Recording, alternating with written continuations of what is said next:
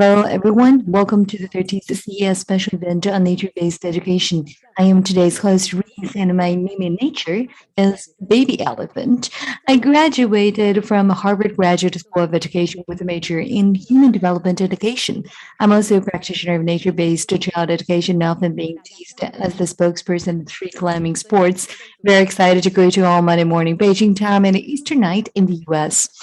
The special event features a roundtable with five speakers, including four Chinese, and I will mainly speak Chinese in the interest of time. There is no Q&A, but welcome your questions and comments on WeChat, Zoom chat, and on the live stream channels. We'll address some of the questions in the follow-up summary article in our newsletters after the symposium. After the double reduction policy in China, children have much more free time after school, and BE also has gained more traction among parents and educators. By the end of 2018, 418 educational institutions in mainland China had already become promoters of MBE as an important theory in the history of Western education. MBE focuses on the law of nature and patterns in nature. Even though it has not been recognized as a formal education, nature was already a common word early as 2,000 years ago, such as the well-known Taoist proverbs of the way of Tao is being what it is, which reflects the profound understanding of relationship between men and nature of our ancient philosophers. I know that it is rather well known compared to other formats of education. Maybe you have the following questions. Can nature also be education? What's the relationship between playing in nature and learning? And who doesn't know how to play in nature? Why would they learn from teachers? Well, there is a lot to that. So today, let's reek silk from cocoons, as they say in Chinese, and find the answers. And we are very honored to have five experts to have discussions with us on how to support the growth of children by exploring and playing in nature. Stay tuned. And I'm very glad to introduce the guests to you today. They are Dr. Gray, research professor of the psychology and neuroscience at Boston College, practitioner of children's free play, keynote speaker of 2019 America's Nature-Based Early Learning Conference, and director general of the Beijing Tianxiaxi Education Consulting Center, leader of local teaching materials project Top 10 Characters in Chinese Culture Promotion, Mr. Wang Xiaoping, and professor and doctor tutor at Department of Psychology Center of Science Communication, Pak University, and Professor Liu Huaqi, and Professor Huang Jin, and a doctor supervisor of the School of Educational Sciences of Nanjing Normal University, deputy director of preschool education, basic theory of China preschool education research association, and also Ms. Tu Xin, who used to be a director and coordinator of Harvard University Kindergarten Research Assistant of Collaborative for Early Rural Education in China. Well, welcome. And first question is, when did you realize the importance of nature-based education? Let's start with Ms. Huang Xin and learn about her story of contacting nature for the first time. Well, hi, I want to start with a photo. This is on where I lived when I was a child. I hardly received any formal education. Back then, I was in an elementary school, but we did not have that many teachers. There were 14 kids together, spreading across three different grades. But we actually studied in the same classroom. It was called duplex teaching.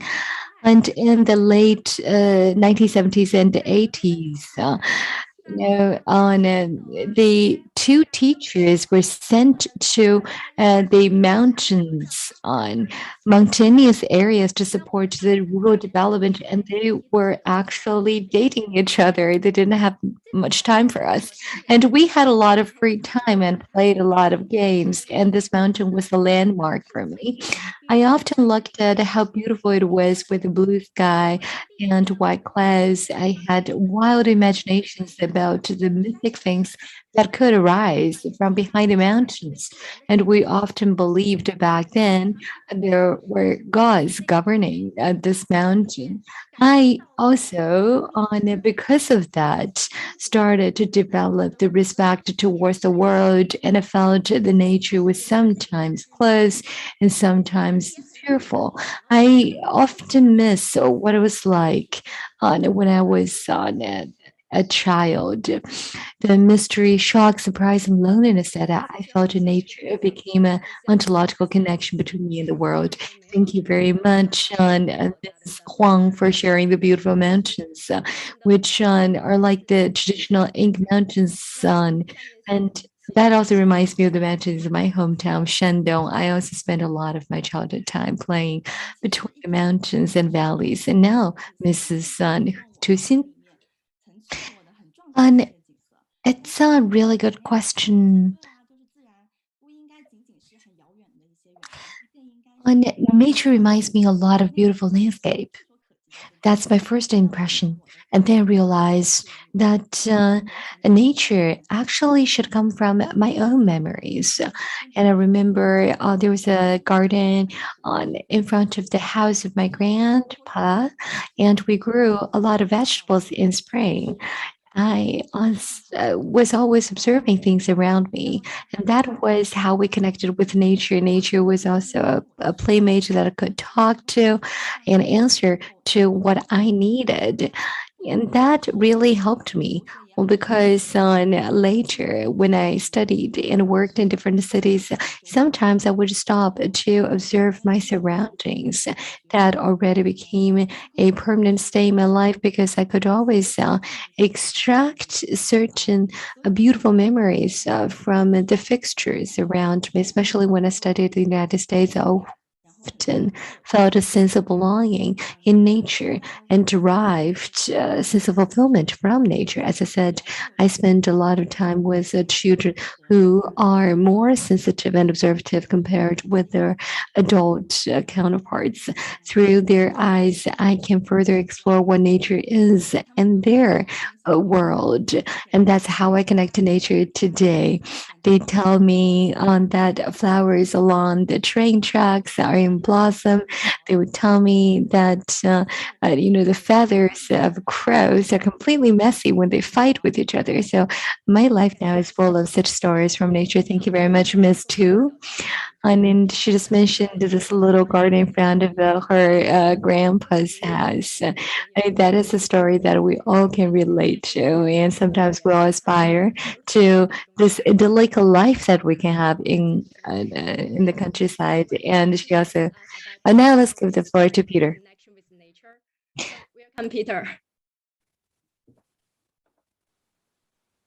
Yes. So I grew up in the 1950s in the Midwest in America.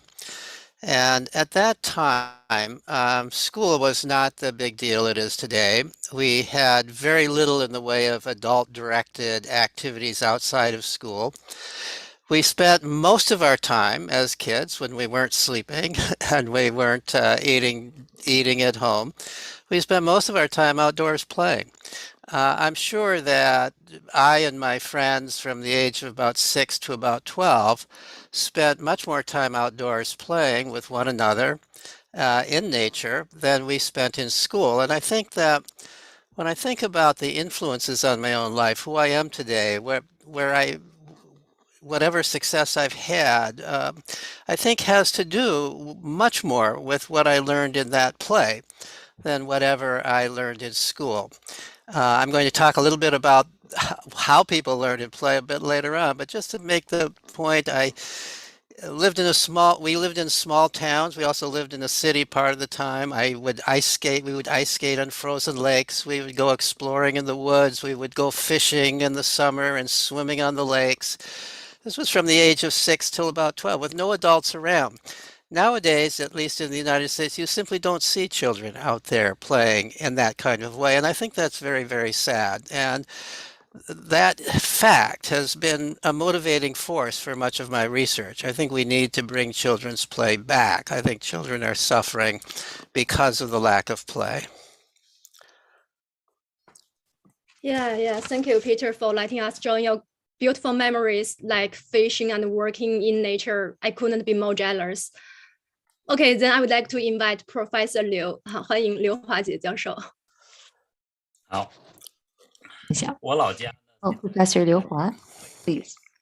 吉林省通化市的一个小 I'm from Tonghua, Jilin province in northeast China. It's a very small village, very remote. Well, we were the only family and a radius of 3 kilometers. I completely understand what Dr. Gray said. We should not be isolated from nature. Well, when I was a child, I could not even find a playmate. I could only play with nature, with the mountains around me. My father is very knowledgeable. He taught me so many things. And he did not actually intentionally do that, but he taught me how to recognize the vegetables such as mushroom and herbs and especially herbs because they were also medicinal and they could become food supply as well as sources of medication. And we sometimes would pick fruits and vegetables from nature to feed ourselves because it was a rather rough time for China in terms of food security. That was northeastern China back then. We also picked up materials from nature and make stuff for ourselves. For example, a sled that we could use on the snow and ice in winter. And we also made our own games, such as our own chessboard and chess pieces and baskets, etc. We had lots of ways to interact with nature, which is what today children are really missing out on. Thank you, Professor Liu. And actually, I can relate to your story on, despite being a member of the Generation Y. On nature-based education, it seems to have a rather long history, judging from your history. So now, Ms. Xiaoping, Ms. Wang Xiaoping, please. Ms. Wang, I think you are on mute.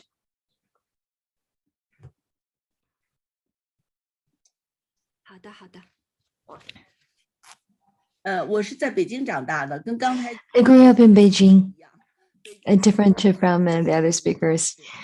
Beijing has distinct 4 seasons. Every season is starkly different from another. Speaking of my relationship with nature, well, I remember springs particularly well.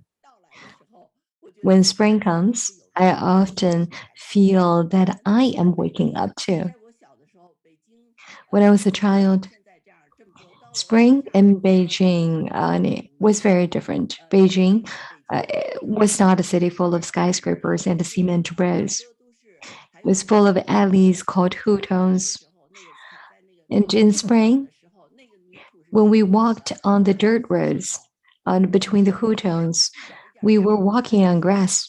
We could see how these grass started to shoot and the willows started to sprout. We could really see the budding of all the trees and plants signaling nature.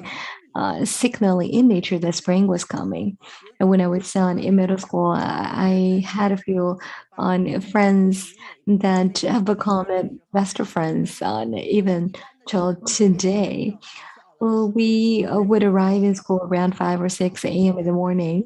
Then we would search in the campus which tree sprouted the first and how the buzz of that tree differed from other trees. And we would have debated discussions on that.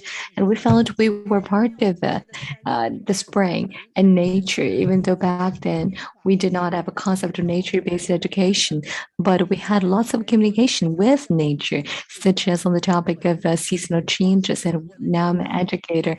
I often think if I had a previous life, I must have been a tree that is deeply rooted in nature, absorbing nutrients from the sun, the soil, and watching the people come and go. And that is my story with nature. Thank you.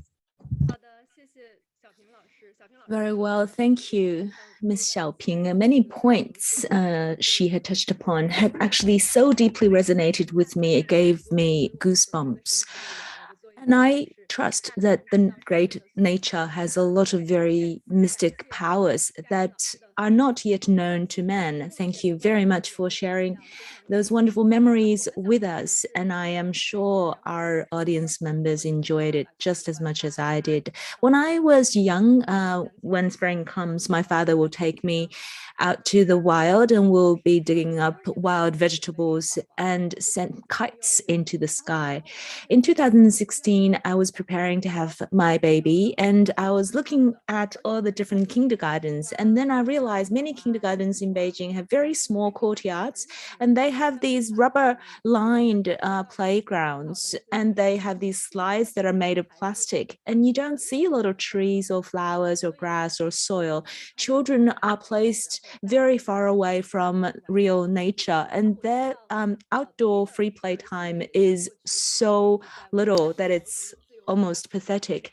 And I believe that there is a very strong need for us to call for the need and importance of free play. So I would like to give the floor to Mr. Peter Gray.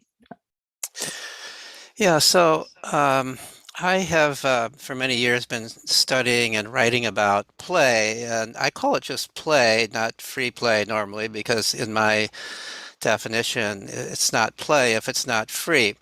So let me define what I mean by play, and I think in the process, you can see how play is so valuable for children's development and learning.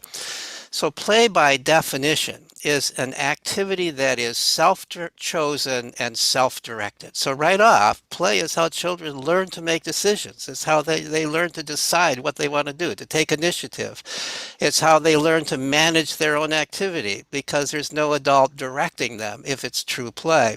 It's how they learn to negotiate with their playmates to decide what they're going to play and how they're going to play. Extremely important things for children to learn. Play is intrinsically motivated, means that you're doing it not for some trophy, not for some reward, not for a high mark on a report card, not for somebody's praise. You're doing it just because you really want to do it. And so play is how children discover what they really like to do. And if they're lucky, they become good at that and then go on and may make a living doing that. Play is structured by the children themselves. There's no such thing as unstructured play. Play is never random. It's always structured, but it's structured by the children themselves. And so play is how children learn to structure their own activities. It's how they learn to organize themselves and organize themselves together if they're playing together. And finally, play is always imaginative and creative. Play always, there are certain rules in play, even no matter what kind of play it is, the rules, or maybe the rules are implicit, but there's always lots of room for imagination and creativity in play, and play is how children develop their imagination and creativity.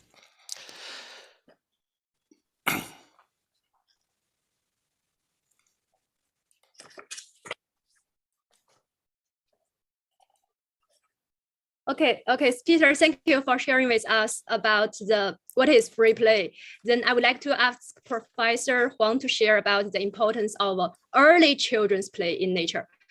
So 所以接下来欢迎黄老师。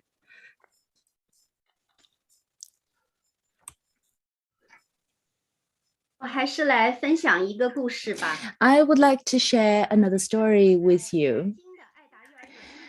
This is a child I've met at Aida Kindergarten in Nanjing. The child was 5 or 6 years of age.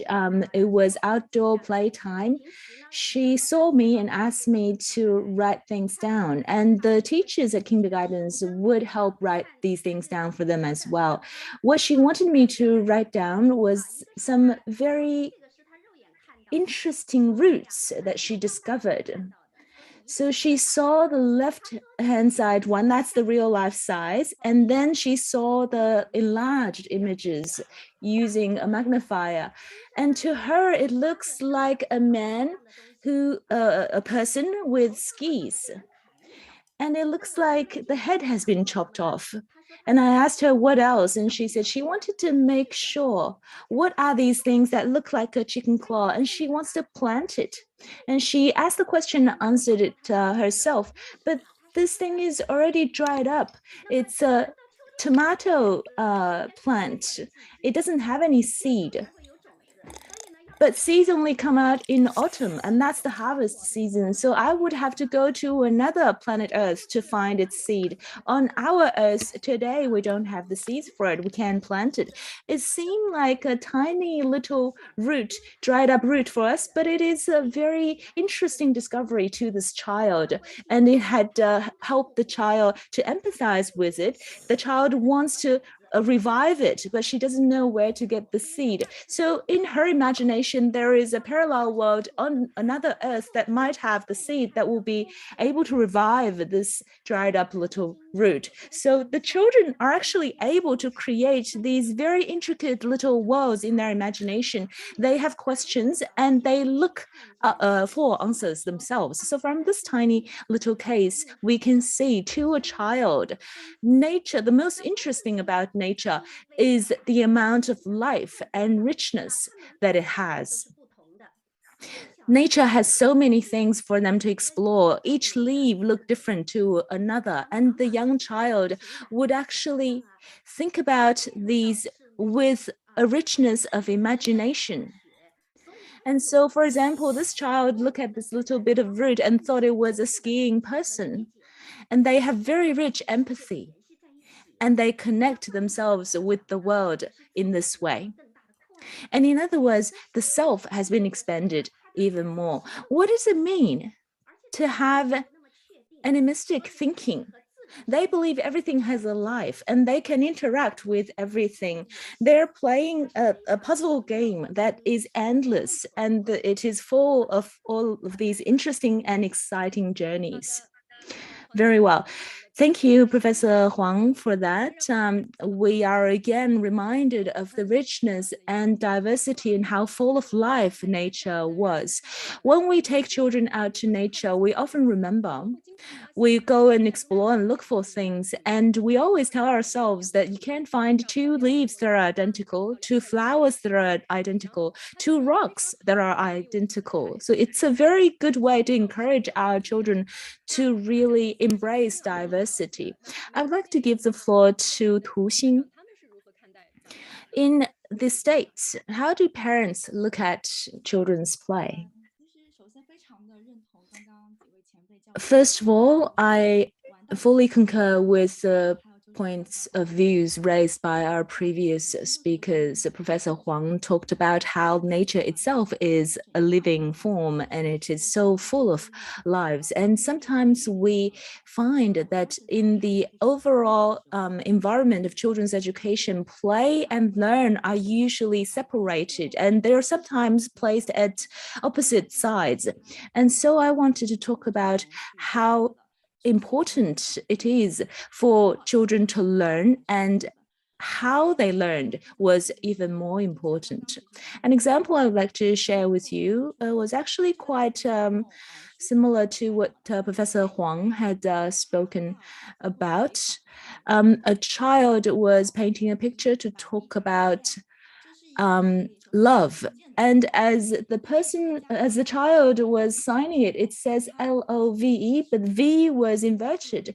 It's a commonly seen mistake by a child as they learn to write, but it is a very, very big, pleasant surprise for the parents. And so I had the opportunity to speak to that parent who received the painting. And I think what the parent said was very significant. The child said, let alone a child, think about the moments of life in our lives. We're now adults. We have years and years to know how to write neatly, how to write accurately.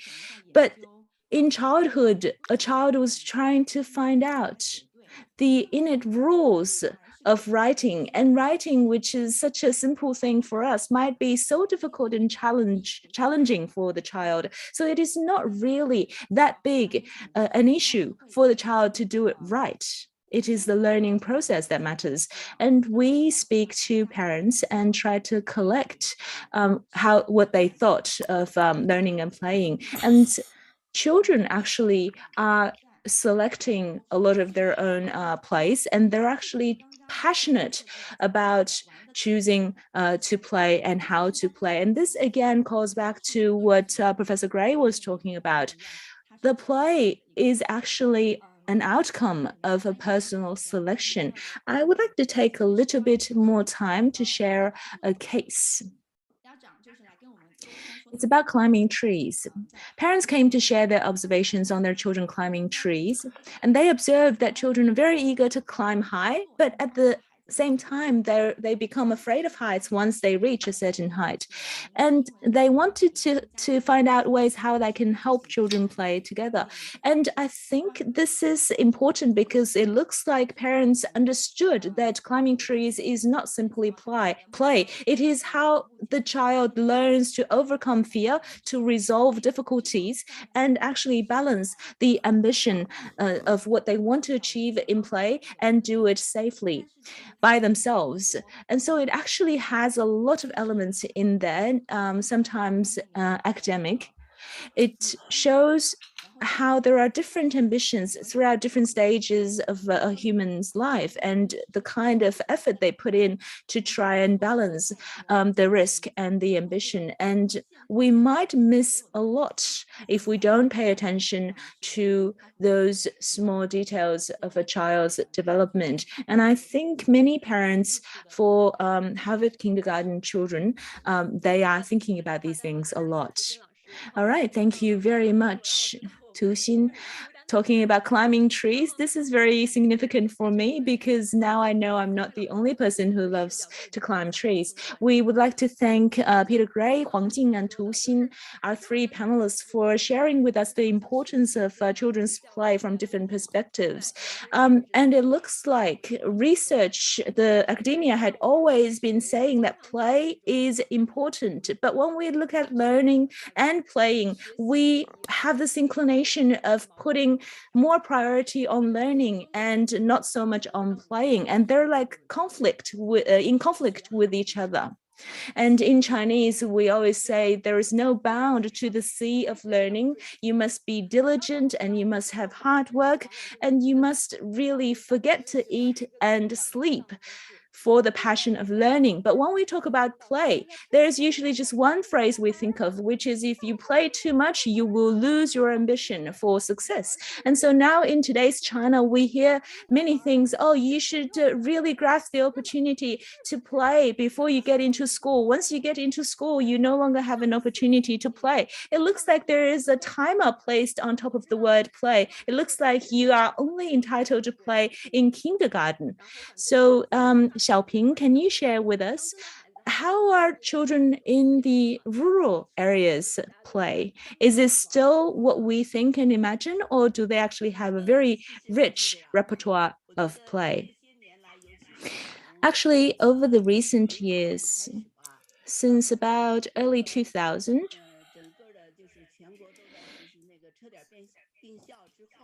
we have seen that the number of small schools had reduced and schools were being put together because of a lack or a small number of students.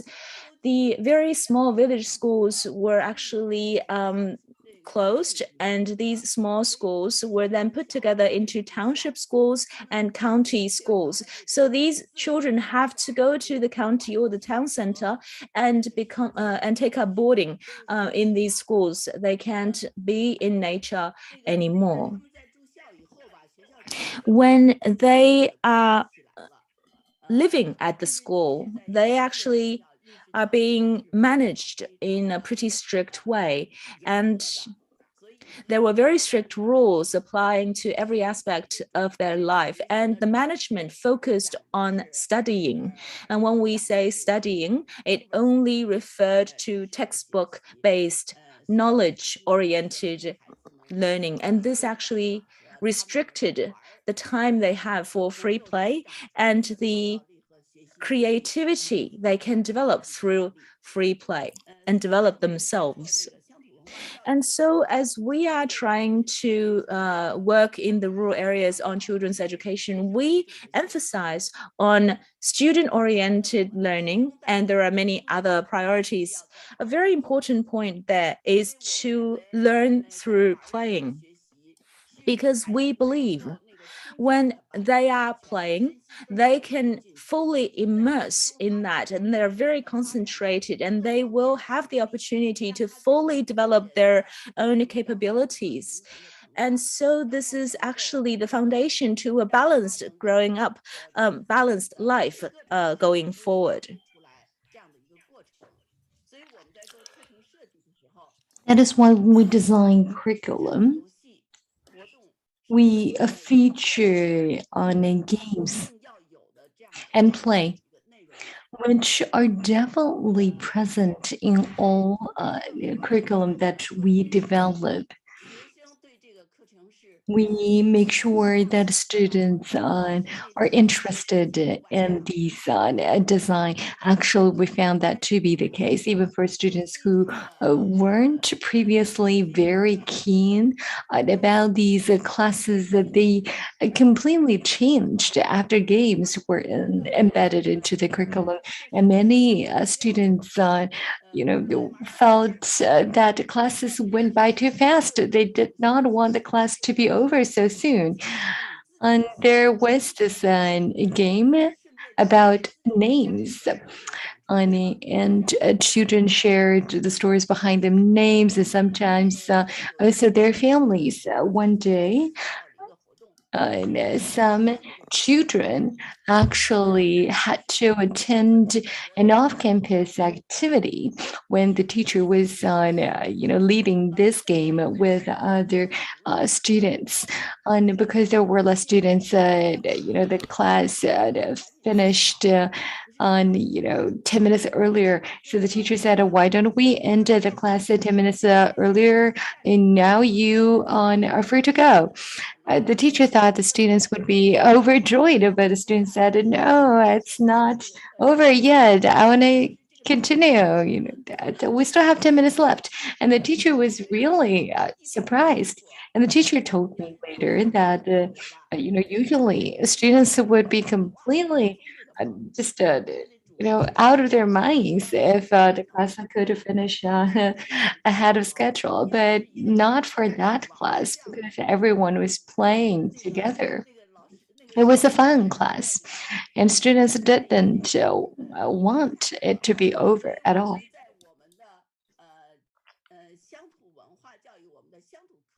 And when we design such programs, it's just a group of plays in various formats and types. For instance, we had history themed activities on it. For instance, there was this one drama and role play where students could actually play what the what the historical event looked like. Oh, the wind came, oh, there's a storm, and let's find a hideout. And people found those to be really enjoyable, and especially when there were on events related to wars and conflicts, and also how and the figures actually dealt with these mythical gods, and children loved those role plays.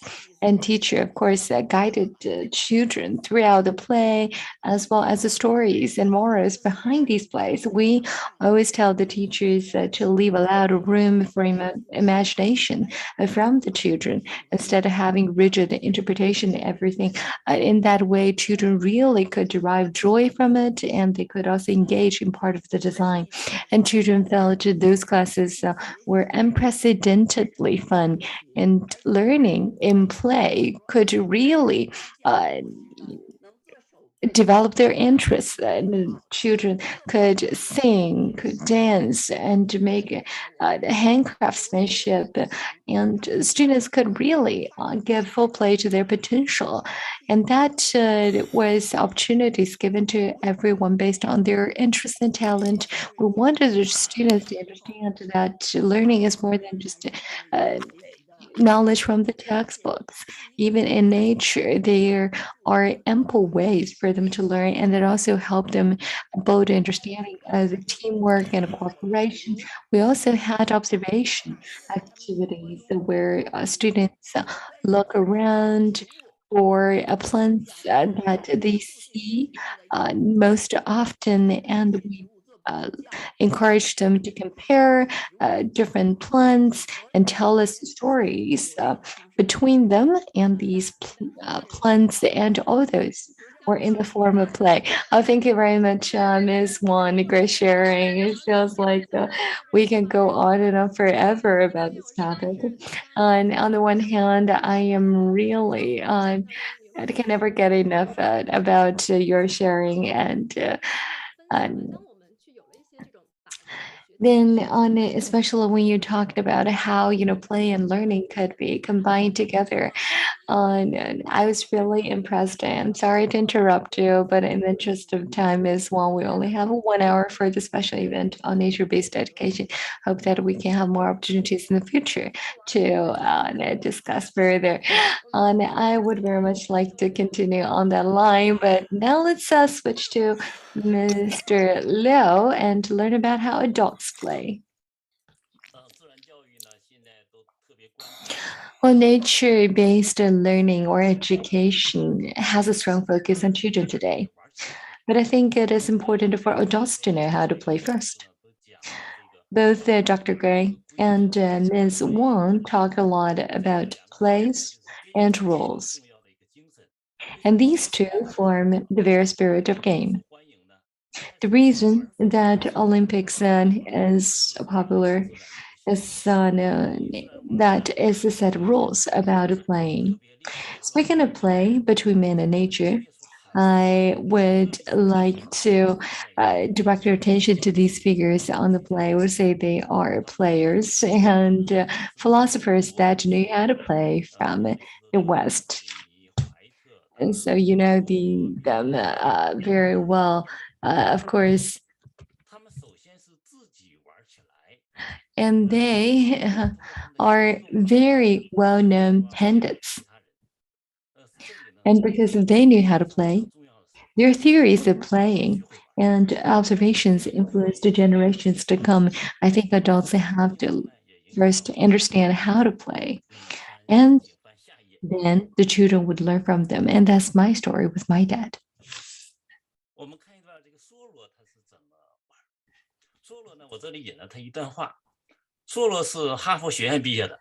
And this is from on follow on who was from Harvard University, and he once said there was a university itself where you could learn the everlasting laws in medicine and theology, not under story and Warren and Ware, but far wiser professors than they. Why such haste to go from the huckleberry field to the college yard? And those words ring deep. Now students learn in classrooms from kindergarten all the way through to PhD, and we forget how to learn from nature and from the huckleberry field. And maybe it's time for us to go back to the very old tradition of polymath.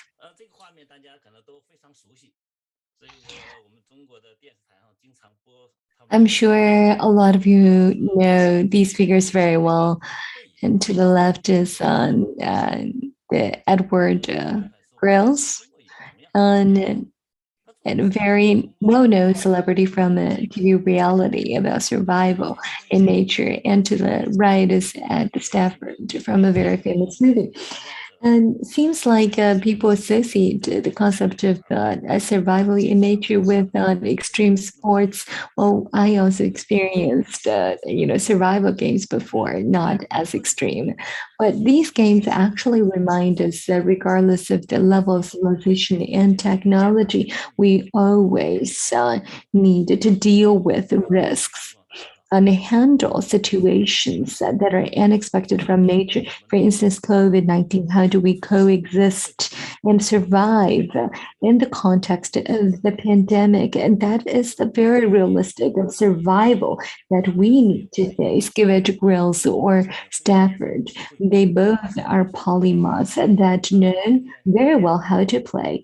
I believe their interactions with the nature and embody tremendous wisdom, which does not only exist in the West, but also in the East from thousands of years ago. We have a long tradition of polymath that we need to inherit. And speaking of a natural history, I think that is the spirit of polymath. And in Chinese, the spelling is BOW. And this is how I interpret these four letters. But how do we appreciate the beauty in our surroundings? Well, that lies in understanding and studying of the surroundings. And so that's the beauty. And O means observation. We must not be numb about the nature. And W is wonder. We need to have a sense of curiosity and youth understanding. We are not here to fight, but to understand one another. We need to expand the concept of oneself, of country, of nation. We need to have a concept of a non-human centric world. And to have a sense of common community of the mankind. Thank you very much, Professor Liu. You really showed us in your slides, that give it China or any country in the world, we all share the same aspirations towards nature. We all live in nature. We also hope more children and people can play in nature. Regardless of its importance, play itself as we know it, sometimes just cannot be affordable in terms of time and resources. It seems like we just don't have enough time to play. And without play, how are we negatively affected? Peter. So without play, how are we negatively affected? And this is something I've been writing about for a long time. There is, over the course really of my lifetime, there has been a tremendous decline in the United States in children's opportunities to play. More and more of their time is taken up in school, in adult-directed activities outside of school. And remember, what I'm calling play is something that has to be directed by the children themselves. If it's adult-directed, that's not play. And when adults are directing things, children don't have the opportunity to learn the really important lessons of play, which is how to direct their own activities, how to solve their own problems, how to make friends themselves without some adult stepping in, how to negotiate with their peers, how to deal with anger that arises in play without somebody else solving it for them, how to deal with the fears that involve. All of these things, these are really, really important lessons in life. So it's not surprising to me that as play has been gradually over the decades taken away from children, we're seeing a lot of psychopathology among childhood that did not exist in the past. We're seeing record levels of anxiety, of depression, even of suicide. The suicide rate among children in the United States, school-age children in the United States, is now 6 times what it was when I was a child in the 1950s. I think this is a direct result of taking play away from children, putting them ever more in stressful academic pursuits and competitive pursuits instead of just allowing them to play. Play is how children make friends. Play is how children create happiness. Play is how children learn resilience. Without play, they become quite fragile and are easily disturbed by experiences in their life as they're developing. Another thing that we know about this same period of time is that creativity has declined among school-age children at all grade levels as we've taken play away, and they're spending more and more time academically studying, supposedly academically studying. We have the creativity has gone down. There's actually a battery of tests for creativity, the Torrance tests of creative thinking. And we know that these are valid tests because they've been used for decades, and there's a lot of data showing that this is the best predictor of future creative contribution to the society once they become adults. Much better predictor than IQ is, or grades in school, or teachers' predictions of who's going to do well. And it's a sad fact that creativity has been going down. You can't teach creativity, but you can drill it out of people. And that's what we're doing with our schools.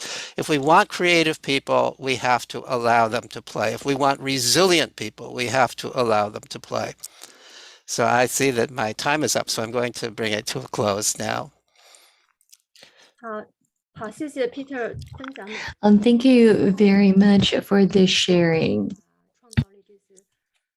Thank you for sharing with us what's been happening in the United States. This is something that is very sombering. Even though this is more of a description of what's happening in the United States, we can see that it resonates with people in China a lot as well.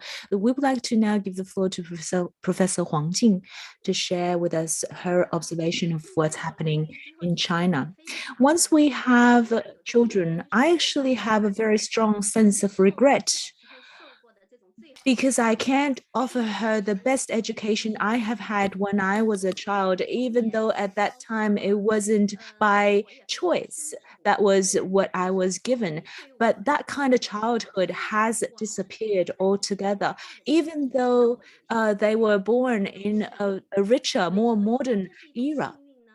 I was very fortunate because I was born in a family where parents are educated. Why is that a good fortune? It's because the learning of subjects such as history, art, science, literature, if you have the foundation of a rich experience with nature, this would greatly boost the quality of your learning. So when I was learning a great Chinese classic piece of literature talking about how there are fresh grass dotted with fallen rose petals, you can actually immediately go back to the grassland on the riverbank when I was very young. And this is a very commonly seen scenery in spring when I was growing up. And it really helps me to immediately understand the beauty of classical Chinese literature. If you don't have that experience, you wouldn't be touched as much. So my good fortune was not only have the opportunity to get close to nature, but also get in contact with great culture. And now it doesn't matter if you're in villages or cities, children have more opportunities to receive education, and these changes are disruptive. But following that, there are a lot of problems as well. They are being taken further and further away from nature. They enjoy less and less freedom, and the distance between people and nature happens at the same time as the distance between person and person expanded. And so children's free time are either eaten up by these different extracurricular organizations and tutorial classes, or they spend all the time on a mobile phone or with a video game machine. And so children feel that there's nothing interesting about life. The learning becomes a very difficult task, and they can't really enjoy growing up by spending money and immersing themselves in playing video games. To go and get close to nature now becomes something that is very functional. So I went to the Summer Palace in Beijing, and I saw a local father bringing a child who's in year 3 in primary school. And the child spoke to me and said this is the second time for her to visit the Summer Palace because she needs to write a paper for school. coming to nature just because they have to write an essay. That is so sad, but it is also very realistic. It's very functional, very pragmatic even. So you wanted to do this because you needed to do something else, not just for the enjoyment of nature. That's really quite sad. So we've spoken a lot about the importance of play. What about learning? Going and getting close to nature helps you to write an essay. What else can they do to help boost the effectiveness of learning? We know Xiaoping often go to the Yunnan, Guizhou, and Sichuan provinces to take their local children out to nature and help them to understand their hometowns. How do you do that in rural villages in China? Can you turn on your microphone for us, please?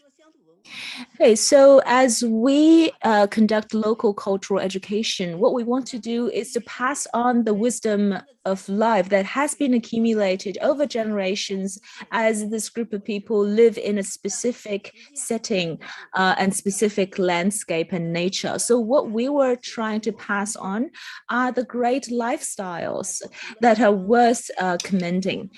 And so we wanted to look at the lifestyles because these lifestyles are very intricately connected to the nature they live in. For example, in this photo, you look at the different households.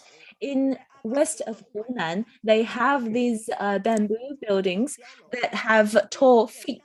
And for Aba, which is a prefecture in Sichuan province, they have these fort-like buildings.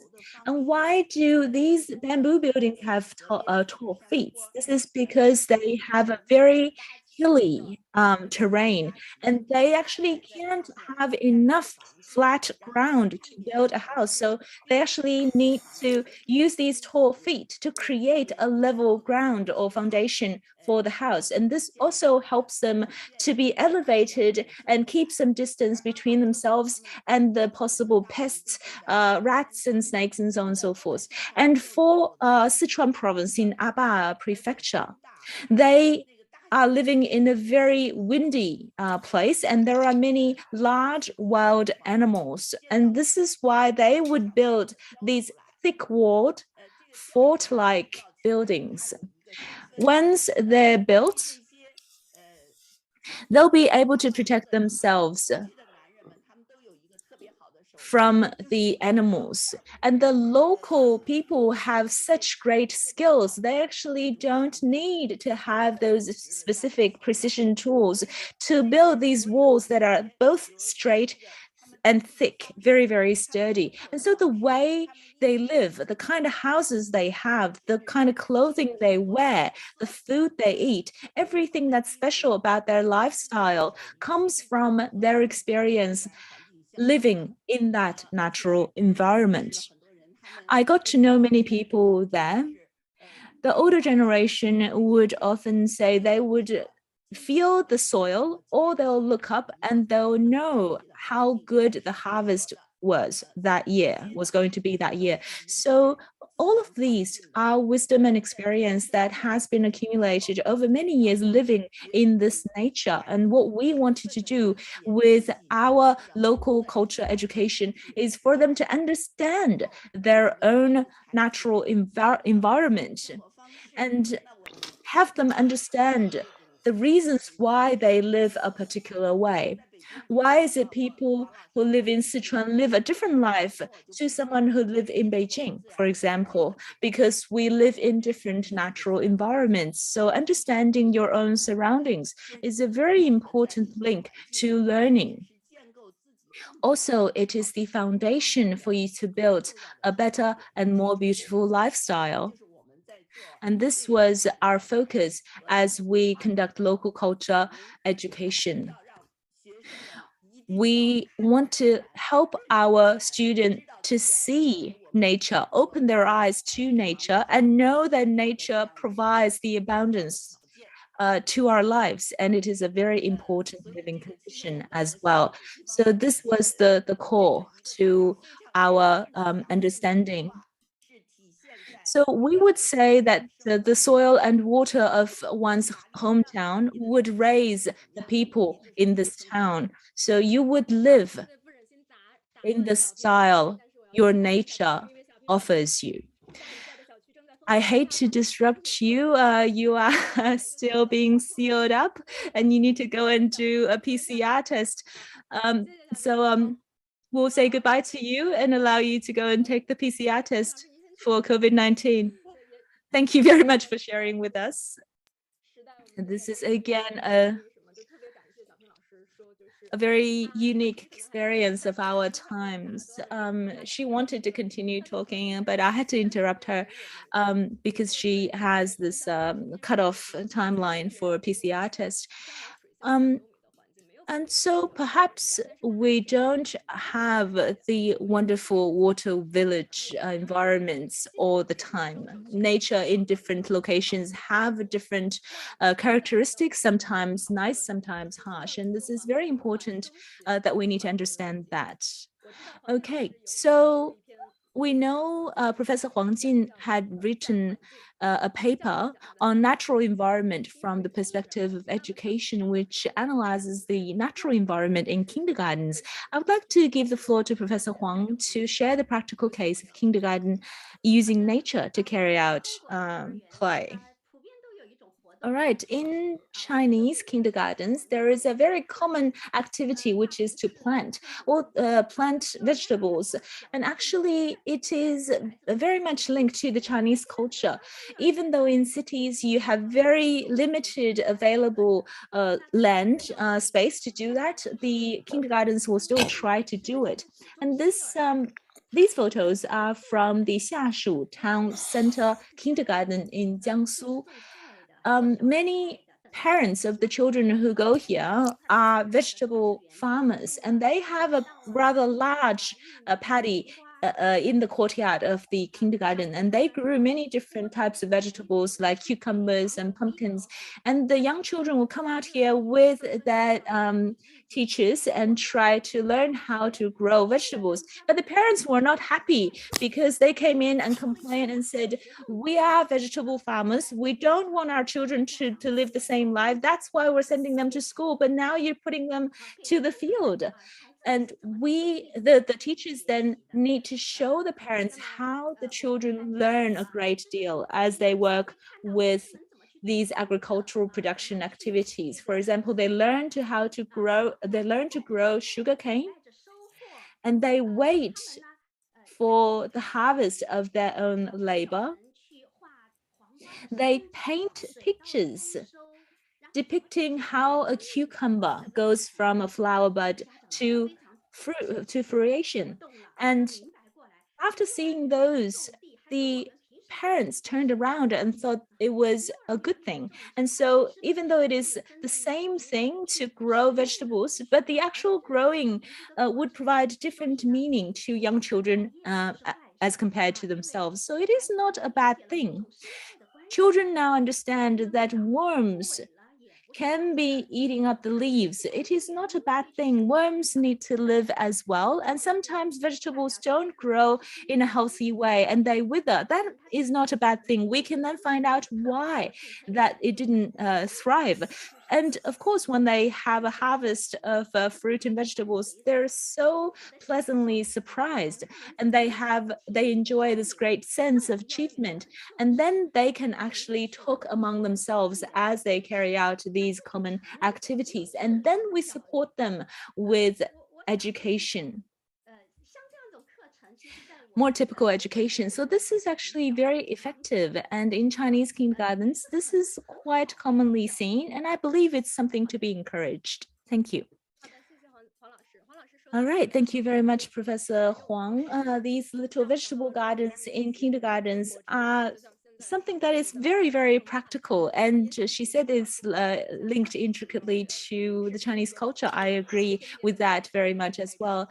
Let us now give the floor to Tu Xin to talk about the practice of Harvard-affiliated kindergarten activities, because we know in Boston, the space in the kindergartens are very small as well. Indeed, the outdoor space attached to the kindergartens are very limited, but there are a lot of nature environments, because when we talk about nature, it should not be something that's far away from you, that's spectacular. It can also be close by, and it could be something that is easily accessible. For example, on the banks of Charles River, they can actually walk around and get close to the nature, get close to the river, the plant, and in different weathers, we'll go there, we'll walk around, we'll sit down and paint pictures. We're not trying to make sure that they draw great pictures. We want them to take that opportunity to record what they felt and what they saw and what they imagined. And we have also discussed with the children, we're all sitting on the same area, in the same area on the riverbank. We're looking at the same river, but we're seeing different things. We're painting different things. We're feeling different things. So there would actually be very different perspectives, even though we are in the same place at the same time. This is actually quite philosophical, not just for children. For adults like me, I could realize many new things, and then we can dig deep in the thoughts of children. The river is blue, but do children believe that's the same color? So we give them different colors and we ask them to create that blue color in their eyes. And that exercise is actually building a relationship between nature and the children. We can also see on this slide, under different weather conditions and different seasons, there are different sceneries on the bank of River Charles, and it brings a lot of surprises, pleasant surprises. And I would also agree with what Professor Huang said. It is important for children to experience the cycles of life in nature. And finally, under pandemic prevention control, previous page, please.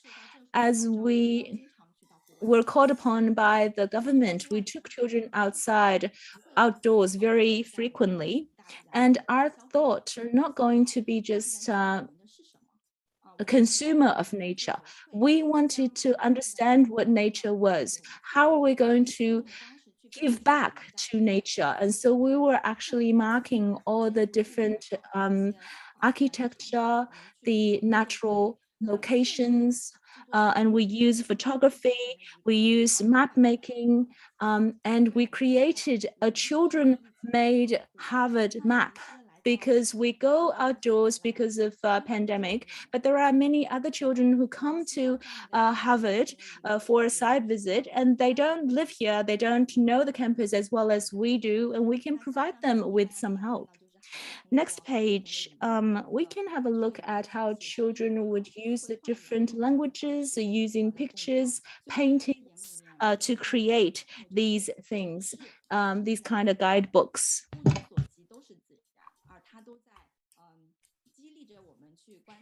Nature is what our eyes meet. Students can reward their surroundings with what they learn from nature. That is all I want to share today. Thank you very much. On Miss 2, now we learned that even for kindergarten students, they can also think about big questions such as the relationship between man and nature and trees that they climb, and can also become inspirations for them to learn.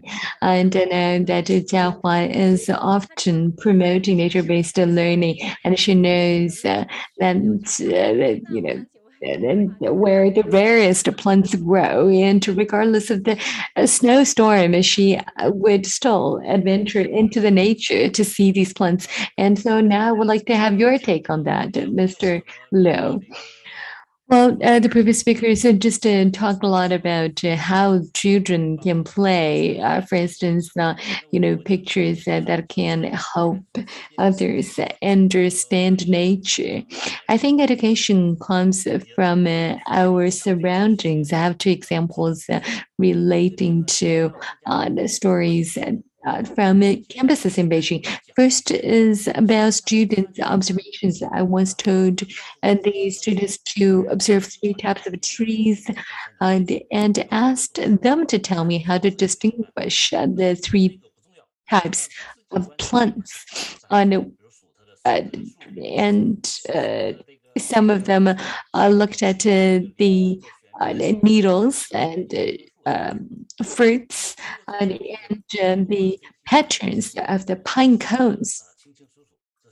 And students then told me how they distinguished these trees from apart. Next slide.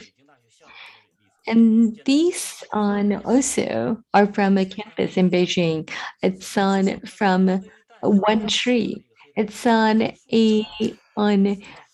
Saltus bongiana, which had quite a lot of insects on them. The insects are shown in the photo at the center.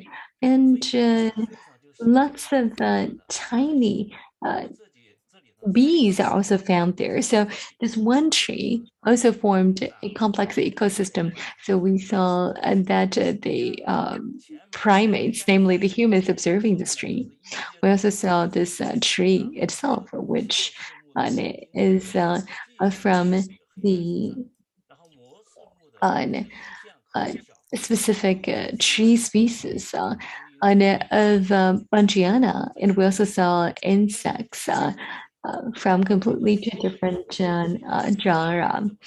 And so the thing is, we could discuss with students what to do when this tree is infested. And well, some would say pesticide, but pesticide would actually kill these 2 insects that we have in the photos. And we need to understand that there is a complicated food chain that exists in the ecosystem. And even for a simple campus, we could also observe complex ecosystems like this. And these trees actually naturally grow instead of being planted artificially. They are ubiquitous in Beijing campuses, but it seems like these observations are marginalized. Mainstream education is actually deviating us from nature. If we want to live a better life with our understanding of nature, we need to observe more and utilize all resources to teach ourselves in nature. Thank you, Professor Liu. Now we see wherever life is nature-based learning can occur. As you just said, we should also educate ourselves. And now, Dr. Gray. Nature, like the nature nearby or the nature far away. Welcome, Peter. Yes. So I'm interested in play wherever it occurs and studying play wherever it occurs. And I think play is valuable wherever it occurs, real play. But the natural environment is a wonderful place to play. Think of all the playthings there are. There's mud, there's water, there's stones, there's sticks, there's trees to climb. You can play in rough and tumble ways that you can't do indoors. You can play in risky ways, as one of the previous speakers talked, climbing trees up to as high as you can go until you feel a little fear and you're learning courage that way. You can't do those things indoors. So, of course, play in nature is extraordinarily valuable. I think that the lesson, I'm not so interested in personally, although I very much appreciate the points that have been made, but in terms of my own research and interest, I'm not so much concerned about teaching them specific facts and information about nature. I want them to play in nature because nature is a great place to play. And the result is they learn to appreciate nature. I grew up playing on lakes, in woods. I wasn't out there learning the names of stuff. I was just playing out there. But the result of that is that I now appreciate nature, and other people who grew up playing in nature appreciate nature. There's lots of time to learn the stuff if you want to learn that stuff. But you're learning an attitude, you're learning skills, you're learning how to deal with your own emotions, your own physical strength, all of these kinds of things. This is what children really need in order to develop properly. And I think we focus too much on trying to be pedantic, on trying to get kids out there and let's teach them the facts of nature. That's useful, but that's not what children are deprived of now. What they are deprived of is free play, where they're learning how to make their own decisions. They're learning what they are interested in rather than what we think they should be interested in.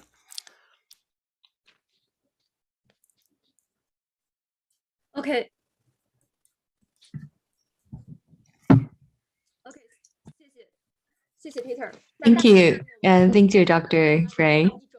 Indeed, the children that play in nature can develop an interest and appreciation of nature, which is important to the future of the earth, of the mankind. That is the same for both adults and children.